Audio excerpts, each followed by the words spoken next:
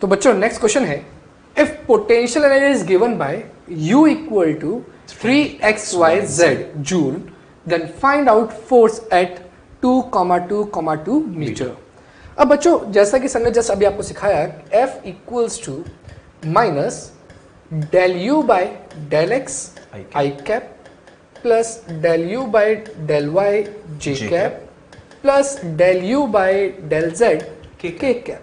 अब मैं इसी फॉर्मूले को ही वापस यूज कर रहा हूं।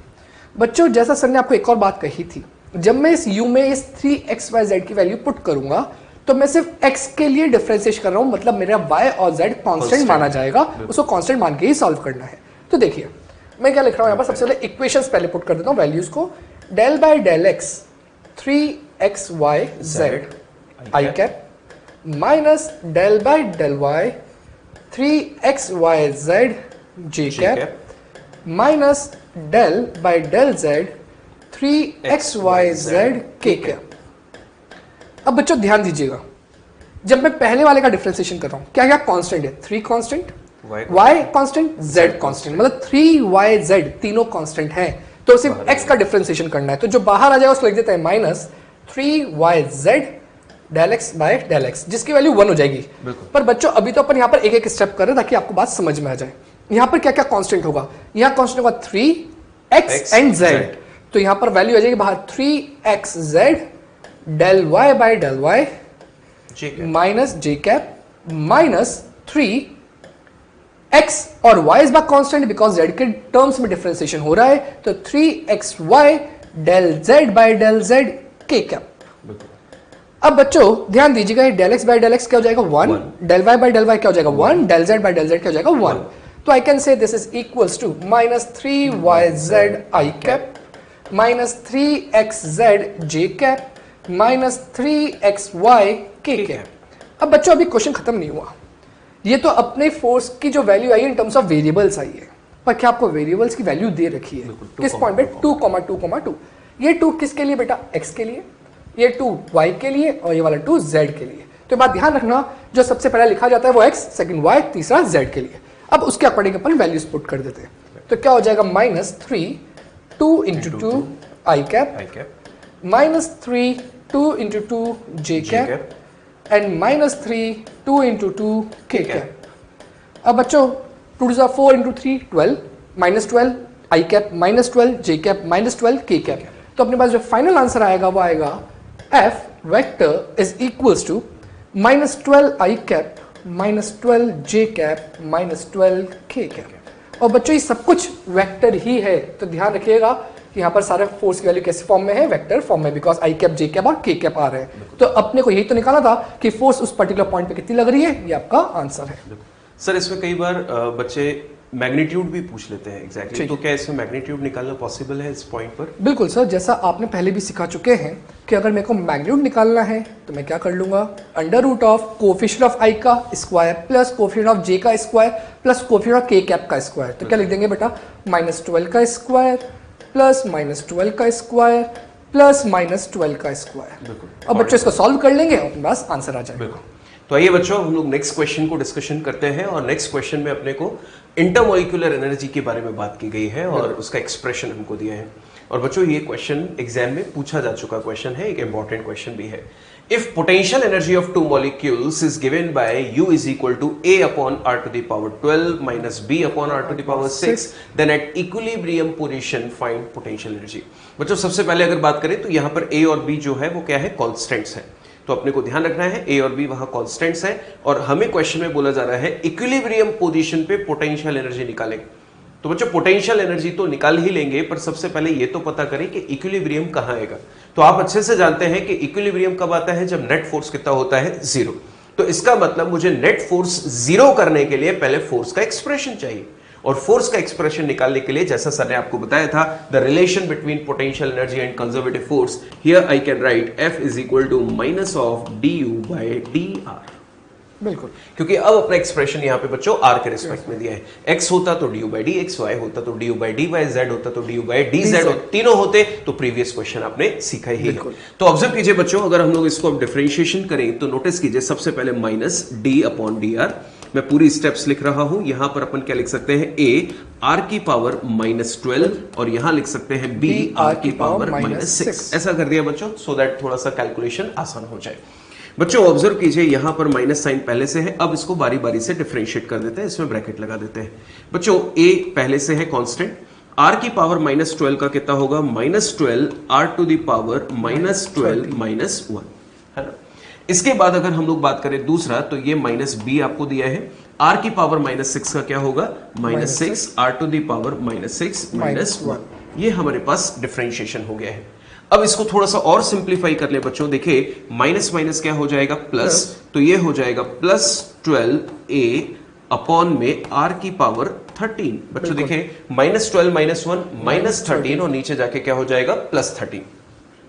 बच्चों यहां पर भी ऑब्जर्व कीजिए, ये क्या हो जाएगा, माइनस और माइनस प्लस और प्लस और माइनस माइनस, तो ये हो जाएगा 6b अपॉन आर की पावर -6 -1, ऊपर जाके -7 थी तो नीचे आके हम लोग क्या लिख देंगे, +7। बच्चों ऑब्जर्व कीजिए, ये हमारे पास एक्सप्रेशन आ गया किसका, फोर्स का।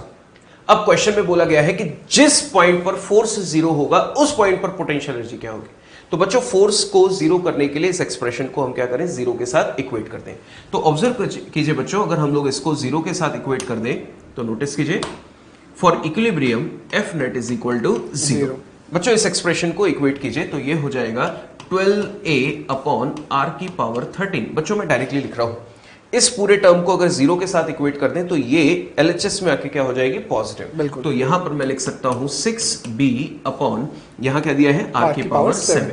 बच्चों नोटिस कीजिए, यहां पे आर की पावर 7 से आर की पावर 7 इधर कैंसिल, तो कितना बचेगा, 6। और यहां पर हम लोग 6 से ये 2 टाइम कैंसिल कर दें तो ये है 2a अपॉन आर की power 6 is equal to b।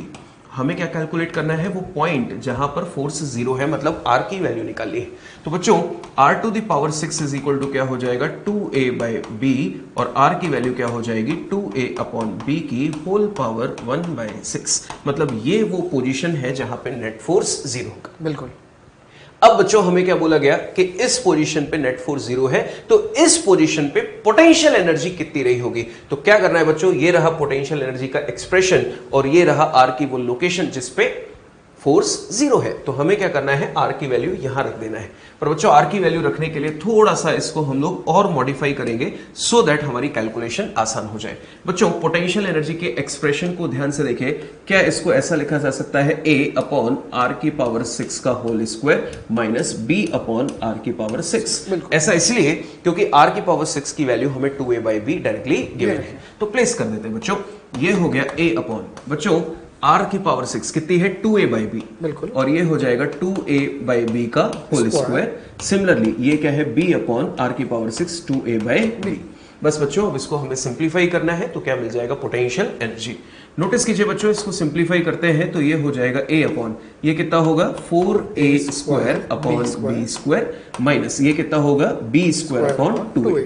यहां पर ऑब्जर्व किया हम लोगों ने ये वैल्यू प्लेस की। अब नोटिस कीजिए बच्चों, a से ये a कैंसिल हो गया, b स्क्वायर ऊपर आ जाएगा तो पोटेंशियल एनर्जी क्या हो जाएगी, b स्क्वायर अपॉन 4a और ये हो जाएगा b स्क्वायर बाय 2a। अब बच्चों इसको जब हम लोग सॉल्व करेंगे तो अपने पास जो आंसर आएगा वो कितना आएगा, minus b square by 4a। This is the value of potential energy at equilibrium position. तो बच्चों क्वेश्चन थोड़ा सा बड़ा जरूर था, बट क्वेश्चन में कैलकुलेशन थी सिर्फ, बाकी कॉन्सेप्ट्स की अगर बात करें तो बड़ा ही आसान था। बिल्कुल सर। नेक्स्ट क्वेश्चन की तरफ चलते हैं। Potential energy is given by u equal to x square minus 5x joule. Find the value of force at x equals to 2 metre. बच्चों याद करो, कुछ देर पहले अपन ने एक ऐसा क्वेश्चन करा था जहां पर 3xyz आपको दे रखा था, पर क्या इस बार यहाँ पर सिर्फ एक ही वेरिएबल दैट इज x।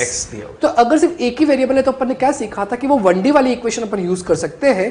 तो अपन इक्वेशन क्या लिखेंगे, f equals to minus du by dx और i कैप, बिकॉज जो f वेक्टर होगा वो कुछ ना कुछ i कैप में होगा।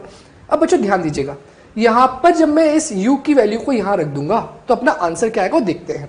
तो लिख रहा हूं मैं f vector is equals to d by dx अंदर x square minus 5x i cap.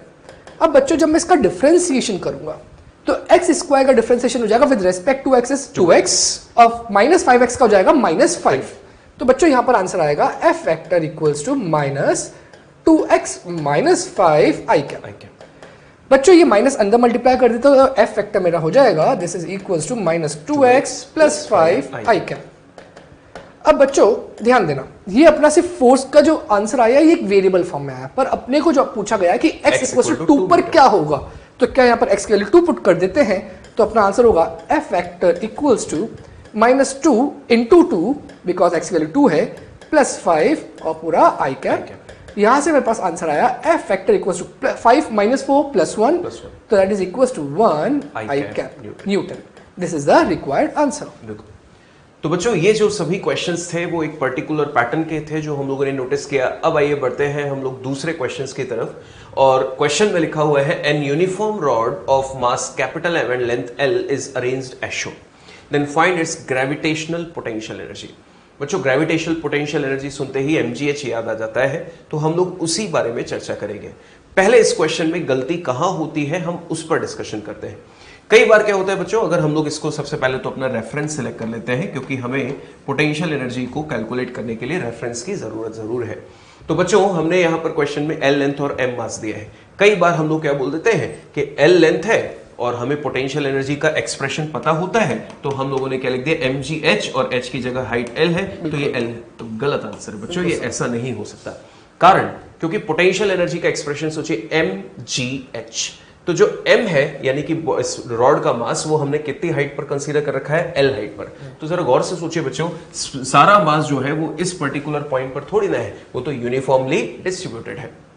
तो इसका मतलब हमको इस मेथड से इस क्वेश्चन को डायरेक्टली आंसर नहीं दे सकते। तो आइए इसको हमें कैसे सॉल्व करना चाहिए, पहले हम लोग पूरा डिटेल में बात करते हैं, फिर थोड़ा सा और डिस्कशन करेंगे जो आपके लिए बहुत बेनिफिशियल है। नोटिस कीजिए बच्चों, अगर इस क्वेश्चन को हम लोग आगे सॉल्व करें तो ऑब्जर्व कीजिएगा कि अगर मैं इस रॉड के छोटे छोटे टुकड़ों पर बात करूं जिसको अपन एलिमेंट्स बोलते हैं, तो जरा गौर कीजिएगा बच्चों, यूनिफॉर्म रॉड है, मास डिस्ट्रीब्यूशन एक जैसा होगा।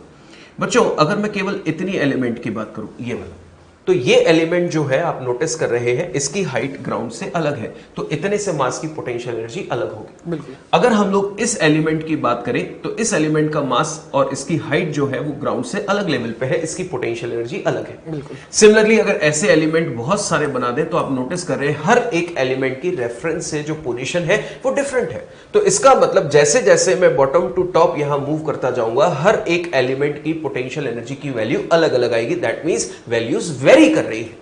और आपको पता है कि जब भी इस तरह के वेरिएबल केसेस होते हैं तो हमें एक ही मेथड वहां पर सबसे अच्छा लगता है जो होता है इंटीग्रेशन।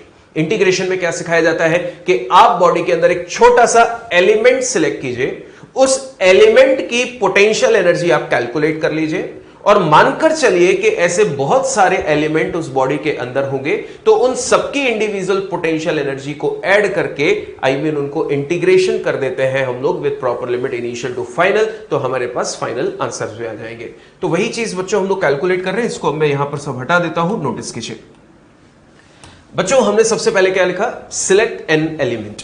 तो ऑब्जर्व कीजिए बच्चों, मैंने यहां से x हाइट ऊपर जाकर एक छोटा सा एलिमेंट सिलेक्ट किया जिसकी विड्थ हम लोग कंसीडर कर लेते हैं dx और मास इसमें बहुत कम होगा, तो ये हो गया क्या, dm। ये शेडेड पार्ट जो है वो हमारा छोटा सा एलिमेंट है।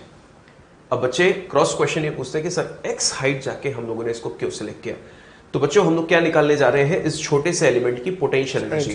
पोटेंशियल एनर्जी mgh, m क्या है इसका छोटा सा dm, g acceleration due to gravity, h भी तो चाहिए, रेफरेंस से उसकी कोई ना कोई पोजीशन तो होनी चाहिए, और वो पोजीशन हमने कितनी सिलेक्ट कर ली, x। तो बच्चों अगर इस छोटे से एलिमेंट की छोटी सी चेंज इन पोटेंशियल एनर्जी लिखे तो क्या लिखेंगे, dmgh, h की वैल्यू कितनी है, x।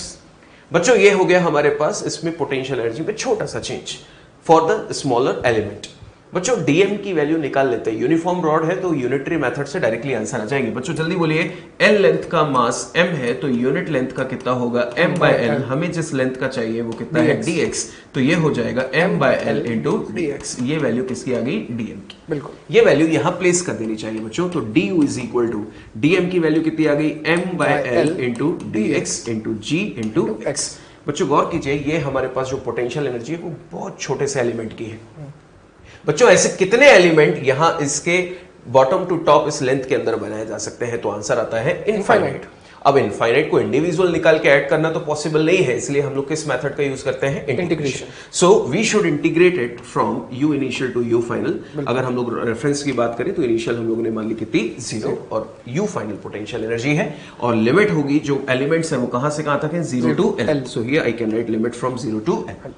बच्चों इसके इंटीग्रेशन के बाद ये हो जाएगा u m बाय l और g कांस्टेंट है, अंदर बचेगा x with respect to x। इसका इंटीग्रेशन करना है, limit is from 0 to l।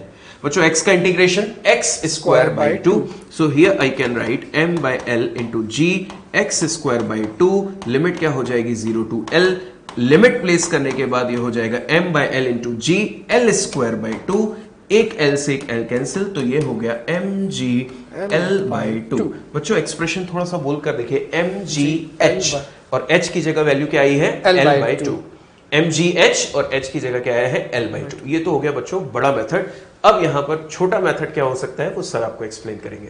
बच्चों जैसे सर ने आपको आंसर निकाला mg L बाय 2 और सर ने स्पेसिफिक बोला mgh और mg L बाय 2, मतलब सर यहाँ से कुछ डिनोट करना चाह रहे थे कि h की वैल्यू यहाँ पर L बाय 2 आ गई। इसका मतलब क्या समझे आप लोग कि अगर सर ने जैसे बोला था इसका मास यूनिफॉर्म है, what was said? Uniform mass distribution.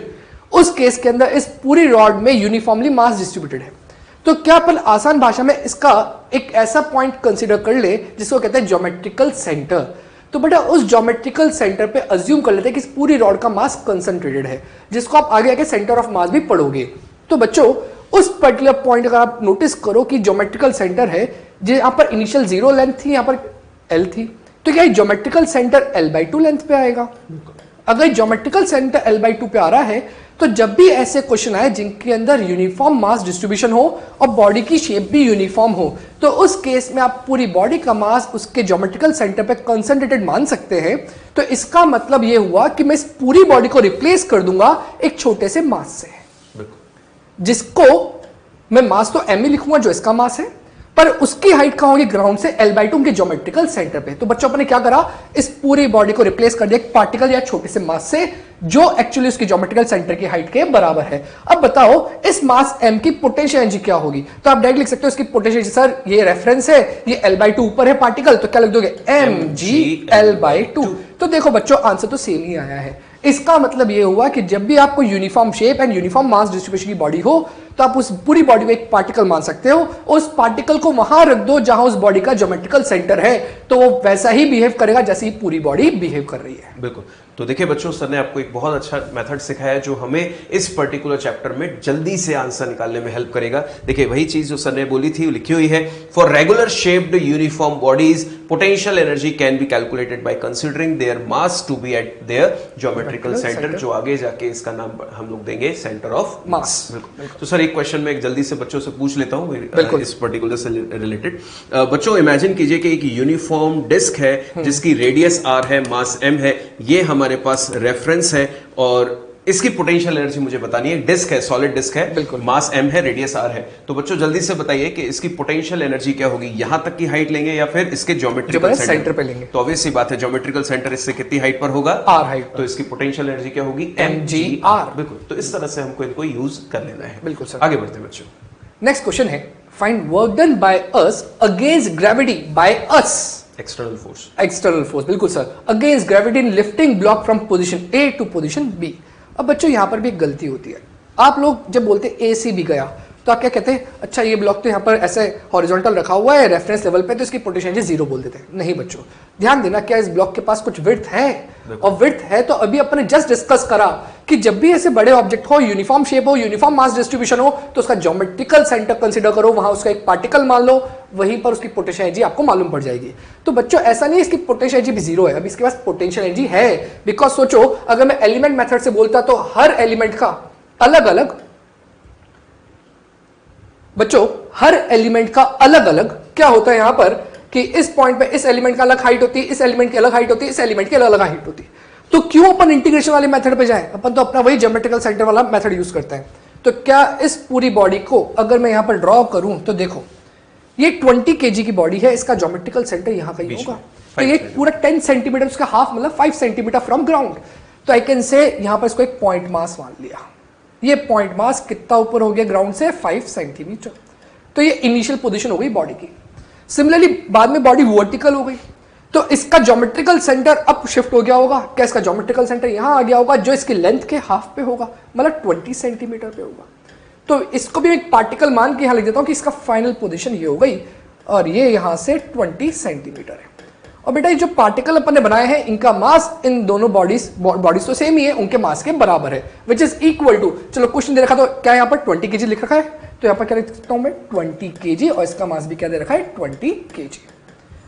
अब बच्चों इसका मास 20 केजी, इसका मास भी 20 केजी। अब मुझे निकालना है वर्क डन बाय अस। तो अपन ने एक बात सीखी थी, work done by external force is equals to change in potential energy. यहां नेगेटिव साइन नहीं आता था, याद करो सर ने एक क्वेश्चन पूछा था, अपने उसका एक्सप्लेनेशन दिया था कि यहां पर क्या आएगा चेंज इन पोटेंशियल एनर्जी, और यहां पर कोई नेगेटिव साइन नहीं होगा, सिर्फ क्या होगा पॉजिटिव साइन होगा। अब चेंज इन पोटेंशियल एनर्जी का मतलब है U final minus you initial. अब यू फाइनल कौन सी condition, this is the final position and this is the initial position.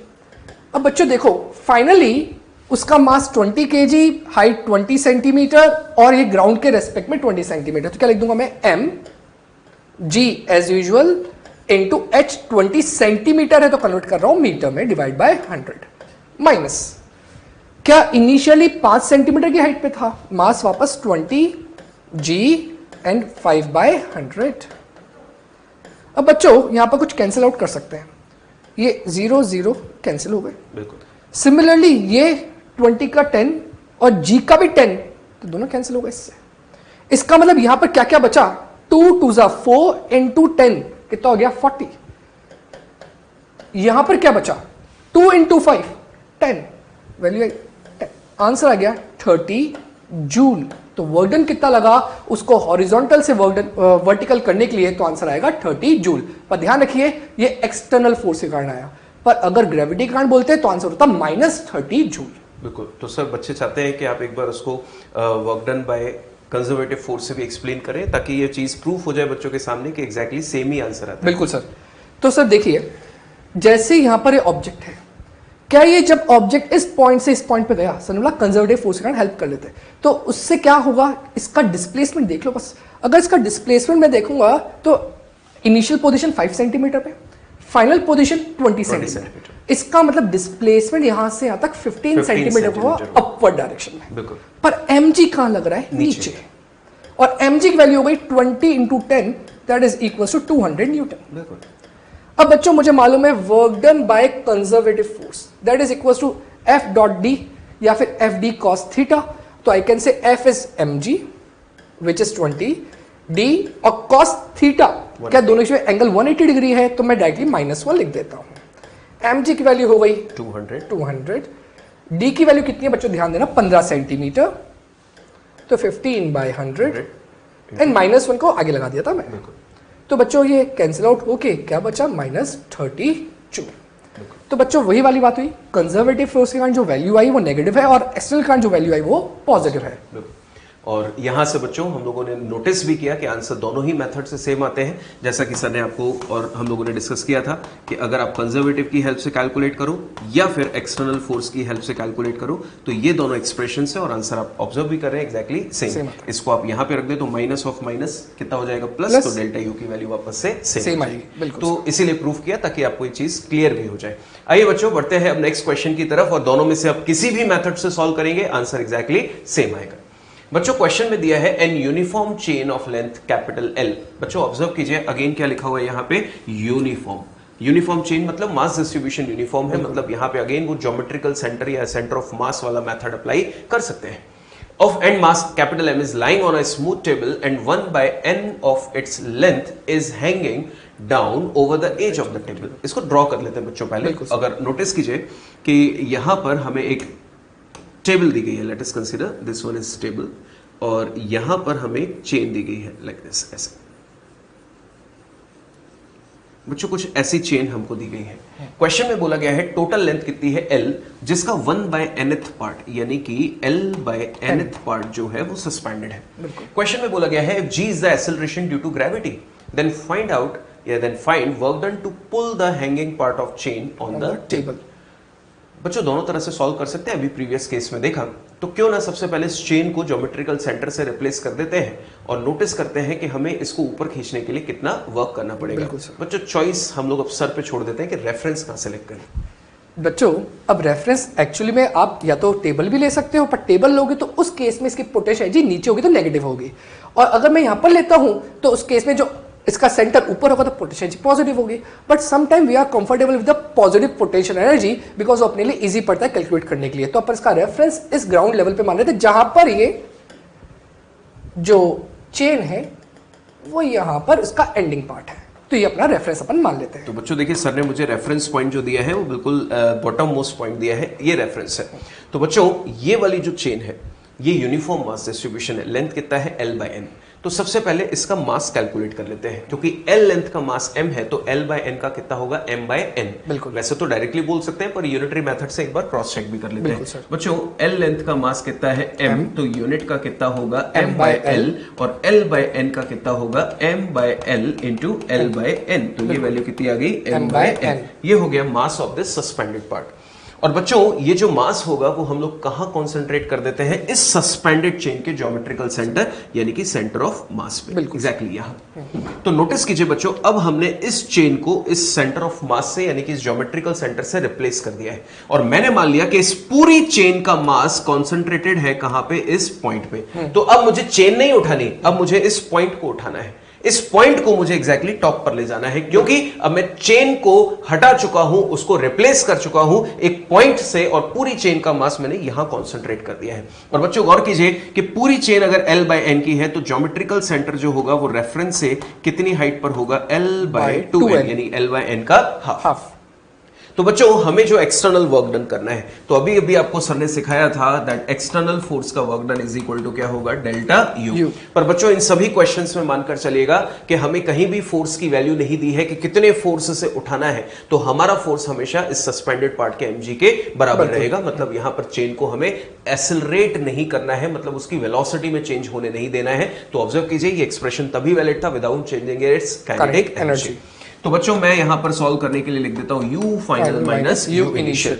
u initial आप देख रहे हैं बच्चों, रेफरेंस से ये सेंटर ऑफ मास इनिशियल या ज्योमेट्रिकल सेंटर जहां टोटल मास कॉन्सेंट्रेटेड है कितनी हाइट पे था, L/2n। So here I can right initial potential energy, मैं यहां लिख देता हूं mgh। मास उसका कितना है, सॉरी h m/n g, और L की वैल्यू हमने कितनी ली है, H की वैल्यू L/2n। तो बच्चों इनिशियल पोटेंशियल एनर्जी अगर हम लोग लिखें तो ऑब्जर्व कीजिए mgl upon 2n square. So here I can right mgl upon 2n square. ये तो हो गई इनिशियल पोटेंशियल एनर्जी। बच्चों फाइनली इस पूरी चेन को ऊपर उठाना है, तो मैं पहले ही बोल चुका हूं चेन को सॉल्व नहीं कर रहे, उसको अपन एक पॉइंट से रिप्लेस कर चुके हैं, और जैसे ही हम इसको ऊपर खींचेंगे तो पॉइंट इसका यहां पर आ जाएगा, पूरी चेन आ गई मान लीजिए। तो बच्चों अब हमारे पास ये फाइनल पॉइंट कहां पहुंच चुका है, टॉप पे, और अब इस टॉप पॉइंट का अगर हम लोग देखें तो रेफरेंस से कितनी हाइट पर है, L/N पे। तो अब इस पॉइंट की जो फाइनल पोटेंशियल एनर्जी होगी, मास कितना है उसका m/n g, और लेंथ कितनी हो गई है उसकी रेफरेंस से L/n। तो बच्चों नोटिस कीजिए ये बन गया हमारे पास mgl upon n square minus mgl upon 2n square, and after simplifying it we will get mgl upon 2n square, the value of work done by external force to pull the chain hanging part of chain over the table. पर sir इसके अंदर बहुत बार ऐसा भी question आ जाता है, जैसे अपने 1/n लिया, कभी लिखा जाता है 1/2 part is hanging, 1/3 part is hanging, तो बच्चों को यहाँ पर क्या करना है फटाफट से? हाँ बच्चों, अगर सर ने आपको एक बहुत अच्छा क्वेश्चन पूछा कि ये तो हमने एक स्टैंडर्ड वे ले लिया कि L/nth पार्ट उसका सस्पेंडेड है, क्वेश्चन आ जाएगा L/3 सस्पेंडेड है, L/4 सस्पेंडेड है, तो इतने बड़े मेथड से बचने से बेटर है कि हम इस स्टैंडर्ड आंसर को डायरेक्टली यूज कर सकते हैं। बच्चों देखिए L/n है ना, ये हमको क्वेश्चन में दिया था इस वाले में, सर ने बोला कि सर L/3 दिया हो तो क्या होगा, तो गौर कीजिए n की वैल्यू हमें क्या दी गई है, 3, तो directly mgl upon 2n square में n की वैल्यू 3 रख दीजिए लाइक दिस, तो वैल्यू आपकी डायरेक्ट निकल कर आ जाएगी। बट एक होमवर्क दे रहा हूं बच्चों आपको, ये मैंने कैलकुलेट किया इस मेथड से, और रेफरेंस हमने लिया बॉटम। अब आपका काम है रेफरेंस आपको टेबल टॉप जो है वो सिलेक्ट करना है, और टेबल टॉप अगर आपका रेफरेंस है तो जब चेन को ऊपर खींच लोगे तो फाइनल पोटेंशियल एनर्जी 0 हो जाएगी, और जब ये सस्पेंडेड थी तो इनिशियल पोटेंशियल एनर्जी नेगेटिव हो जाएगी। तो वो आपका होमवर्क है, और आपको चेक करना है कि आपका आंसर एग्जैक्टली सेम आएगा। बिल्कुल। The mass of a bucket full of water is 15 kg. It is being pulled up from a 15 meter deep well. Due to a hole in the bucket, 6 kg water flows out of the bucket. Find the work done in drawing the bucket out of the well. अब बच्चों ध्यान दीजिएगा, ये अपना well हो गया, मैं कह रहा हूँ यहाँ तक वेल में पानी भरा है, तो बकेट के थ्रू अपन पानी बाहर निकाल रहे हैं। तो जब बकेट जस्ट पानी के बाहर आई, यहाँ पर है, तो इस केस में इसमें 15 किलो पानी है जैसा बोल रखा है। जब बकेट बाहर आ गई इस पॉइंट पर, जो यहाँ से इसकी लेंथ है 15 मीटर, तो 15 मीटर बाहर आने पर इस बकेट में जो पानी रह गया वो रह गया 9 किलो में। वो कैसे मालूम 9 किलो? बिकॉज यहाँ लिखा हुआ है कि 6 किलो पानी वापस बाहर निकल चुका है। इसका मतलब ये हुआ कि इस बकेट के अंदर छेद हो रहा होगा और इस छेद में से पानी बाहर निकल रहा होगा, तभी तो पानी कम हुआ। तो जब छेद में से पानी निकल रहा है वो अपन क्या मान रहे हैं कि यूनिफॉर्म रेट से बाहर निकल रहा है। अगर वो यूनिफॉर्म रेट से बाहर निकल रहा है, इसका मतलब हर मीटर पर एक इक्वल अमाउंट ऑफ वाटर बाहर निकलता जा रहा है। अगर जब इक्वल अमाउंट ऑफ वाटर बाहर निकल रहा है तो जब यूनिफॉर्म चेंजेस आते हैं तो अपन उसकी एवरेज वैल्यू ले सकते हैं।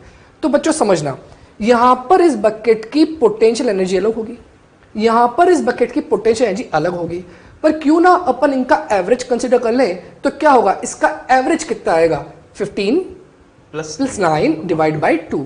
तो जो इसका एवरेज मास आएगा वो हो जाएगा that is equals to 15 plus 9 upon 2, this is equals to 12 kg।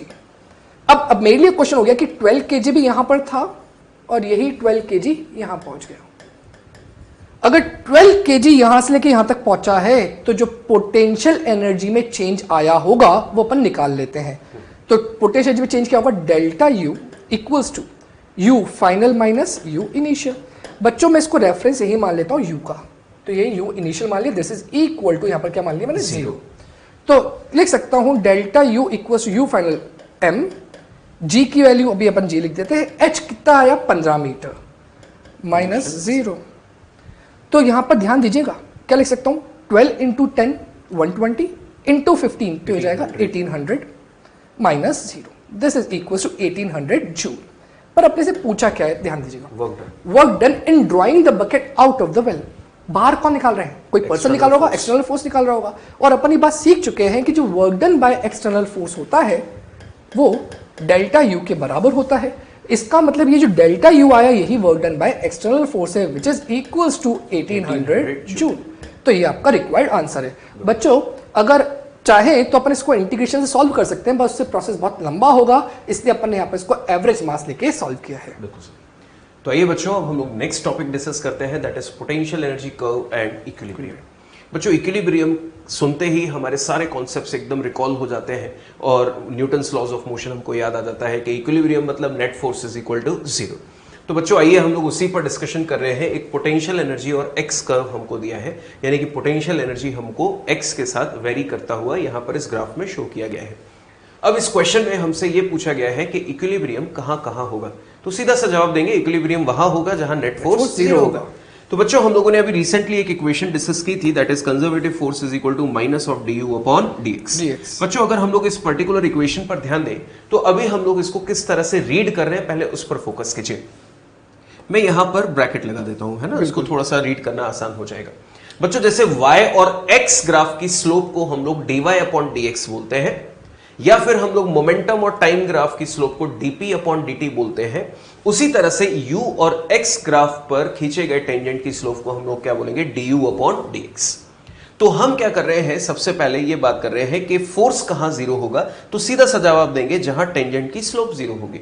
और टेंजेंट की स्लोप कहां 0 होगी वो हम लोग इस ग्राफ को चेक करके बता सकते हैं। बच्चों नोटिस कीजिए, अगर इस पॉइंट पर हम लोग बात करें, इन पॉइंट पर बात करें, और ये हम लोग कंसीडर कर रहे हैं कि स्ट्रेट लाइन, और इस पॉइंट पर अगर हम लोग बात करें तो बच्चों नोटिस कीजिए इन पॉइंट्स पे अगर टेंजेंट्स ड्रॉ कर दिए जाए, ये टेंजेंट और यहां पर भी एक टेंजेंट हमने ड्रॉ किया, तो बच्चों आप नोटिस कर रहे हैं कि ये जो टेंजेंट है वो एक्स एक्सिस के पैरेलल है। बिल्कुल। और अगर ये एक्स एक्सिस के पैरेलल है तो इनके बीच में एंगल कितना हो गया, 0। और आपको पता है कि अगर एंगल 0 डिग्री है तो इस टेंजेंट की स्लोप क्या होगी, 0। और स्लोप 0 है, सो here I can right du upon dx की वैल्यू यहां पर और यहां पर, इन तीनों जगह क्या होगी, 0। और जहां भी ये स्लोप 0 है वहां फोर्स की वैल्यू क्या हो जाएगी, 0। अब फोर्स की वैल्यू जहां 0 होती है उनको हम लोग क्या बोलते हैं, equilibrium positions. So here I can right this one is point A, this one is point B and this one is point C। तो 3 पॉइंट्स मैंने यहां पर ऐसे मार्क किए जहां पर टेंजेंट की स्लोप 0 थी तो फोर्स भी क्या था, 0। और फोर्स 0 है तो इन तीनों पॉइंट्स पर क्या होगा, इक्विलिब्रियम। तो देखिए वही चीज लिखी हुई है, at equilibrium net force is 0। तो बच्चों जब हम लोगों ने बात की कि इक्विलिब्रियम यहाँ पर तीन जगह दिखाई दे रहा है, पर गौर करने वाली बात है इन तीनों जगह पर इक्विलिब्रियम तो है पर पोटेंशियल एनर्जी की वैल्यूज में डिफरेंस है। बिल्कुल। यहाँ चेक कीजिए पोटेंशियल एनर्जी हाई है, बिल्कुल। यहाँ पर पोटेंशियल एनर्जी बहुत कम है, बिल्कुल। और यहाँ पे पोटेंशियल एनर्जी का लेवल इन दोनों के बीच में है। तो इसका मतलब यह हुआ कि अगर पोटेंशियल एनर्जी अलग अलग है और फोर्स जब जगह जीरो है तो इक्विलिब्रियम के कुछ ना कुछ टाइप्स होने चाहिए, और वो टाइप्स हम लोग डिस्कस कर रहे हैं अपनी नेक्स्ट स्लाइड में।